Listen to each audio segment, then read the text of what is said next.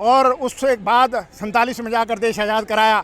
आज हमारे हाथ की चुनी हुई सरकार है, वो हमारे हक और हकूक़ के ऊपर डाके डाल रही है।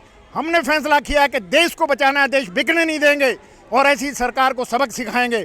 तो आज पूरे देश में करोड़ों जगह पर करोड़ों वर्कर हजारों लाखों जगह पर ये प्रदर्शन कर रहे हैं। हमारा 12 सूत्री मांग पत्र है कि हमारे 2 हाथ को काम दीजिए, डिसेंट जॉब दीजिए, हमारे बच्चों को मुफ्त पढ़ाइए, हमारा इलाज मुफ्त कराइए, रहने के लिए मकान दीजिए, बिजली फ्री दीजिए, पानी फ्री दीजिए और हमारी नौकरी की सुरक्षा दीजिए, बुढ़ापे का पेंशन दीजिए। इस मांग को अगर आप पूरा नहीं करेंगे तो आने वाले समय में सरकार चलाना मुश्किल हो जाएगा। इसी के तहत ये आज का प्रदर्शन, जिसमें हजारों कर्मचारी पेंडेमिक की जो डायरेक्शन है उसको मानते हुए यहाँ पर इकट्ठे हुए हैं। और मैं धन्यवाद करता हूँ सभी साथियों का जो इस पेंडेमिक की वजह से ना डरते हुए भी हमारी काल के ऊपर यहाँ पर आए हैं। इनकलाब जिंदाबाद।